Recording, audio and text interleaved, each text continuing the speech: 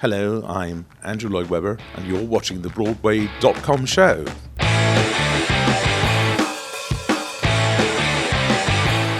Welcome to the Broadway.com show, your weekly recap of all the news on the Great White Way, or as we like to think of it, the only place that has an Into the Woods advent calendar. What's the buzz, Imogen? 2 Broadway productions announced they were leaving us early. The reboot of the short-lived 1997 tuna Sideshow will take down its tent at the St James Theatre on January the 4th.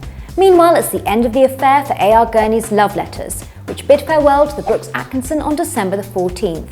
Headlined by pairs of rotating stars, we'll now miss out on big names including Angelica Houston and Martin Sheen treading the boards. We will always love these shows as they are.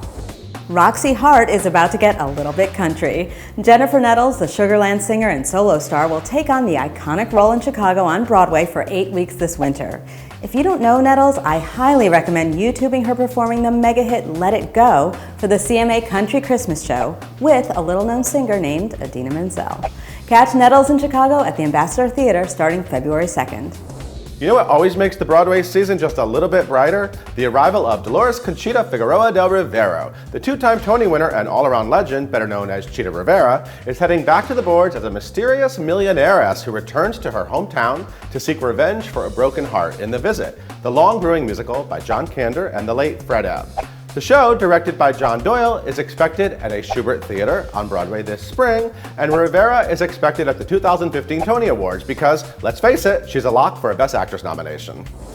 Movie Awards season officially kicked off this week with the announcement of the nominations for the 72nd Golden Globe Awards. As usual, a slew of stage stars were nominated for their on-screen work this year, including Cabaret's Alan Cumming and Emma Stone, Constellation's Jake Gyllenhaal and Ruth Wilson, Viola Davis, Ethan Hawke, and more.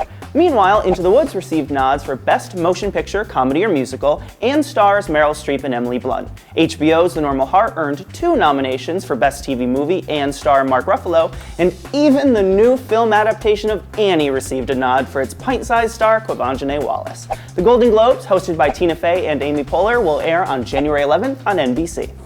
A blonde, a blocked songwriter, and a man-eating plant are all coming to Encores. 2-time Tony winner Sutton Foster will headline Andrew Lippa's The Wild Party, and Frozen and looking favorite Jonathan Groff will star in William Finn's A New Brain this season. Plus, a bonus one-night-only concert of Little Shop of Horrors featuring original star Ellen Greene as Audrey. We're going to be spending a lot of time at New York City Center this summer. Hey, I'm Andy Mientus. You're watching the Broadway.com show. The Broadway-bound Gershwin musical, An American in Paris, premiered in the City of Light this week, and I was lucky enough to be on hand to ask the cast what the most wonderful thing about being an American in Paris is. Their answers are this week's Pop Poll. The most wonderful thing about being an American in Paris is the shopping. Crepes. The cheese and onion crepe.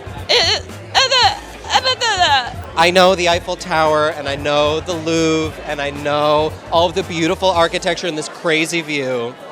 But really, the work that we've done here has been absolutely the most wonderful thing. This morning, I walked along the Seine and found the bench where Lise and Jerry would have met, and it's just amazing that we can actually live their life. We all do out-of-town tryouts. Chicago, Cleveland, Seattle. I'm trying out a show in Paris, and I'm living 3 blocks from the theater, and I'm walking to work in Paris. We headed all the way to London to find our star of the week, the electrifying former Pussycat doll Nicole Scherzinger, who is now playing a cat of a different stripe in the West End. The powerhouse performer is slinking around the stage of the London Palladium for the holidays as Grizabella in Andrew Lloyd Webber's Cats, and earning raves for her heartbreaking take on the glamour puss. With Idina Menzel-sized pipes and an undeniable stage presence, we can't help but hope that we see her closer to Times Square ASAP. What do you think, Nicole? Don't you wish you were on Broadway? Because we sure do. This week, we're giving a giddy thumbs up to the terrific kinds of buried treasure one can find in press release bios. Here's what we mean. As we were reading up on writer-director Jessie Nelson, who will pen the book for the upcoming Waitress musical at ART, we noticed that she's working on a musical adaptation of her 1994 film Corinna Corinna, along with Alan Menken and Brian Yorkie. Exciting, right?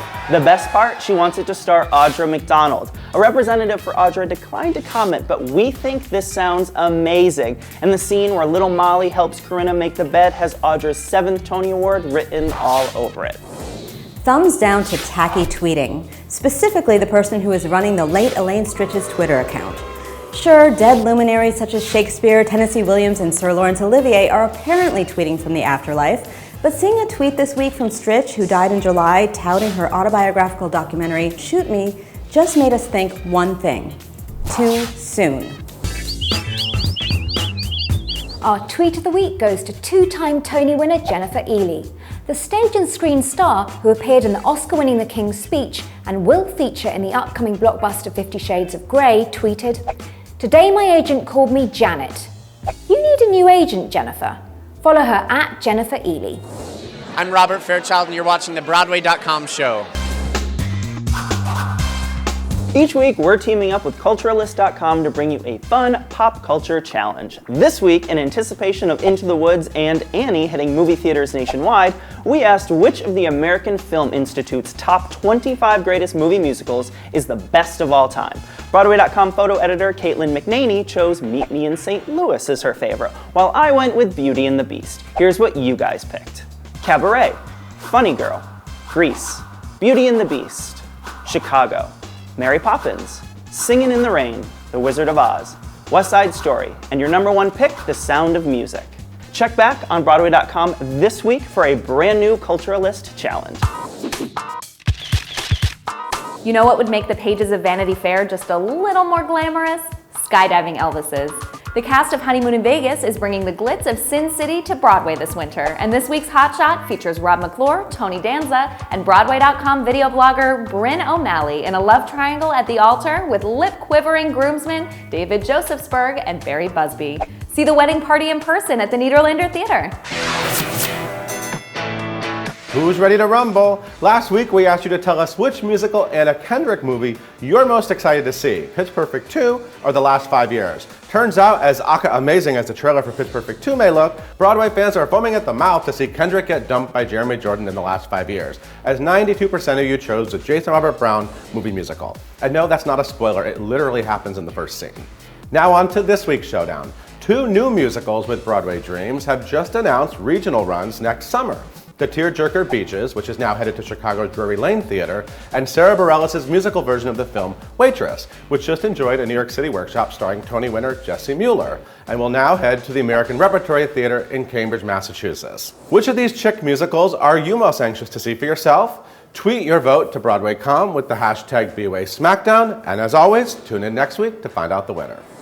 Thank you for tuning in to another week of the Broadway.com show. We'll leave you with some footage from ABC's Backstage with Disney on Broadway.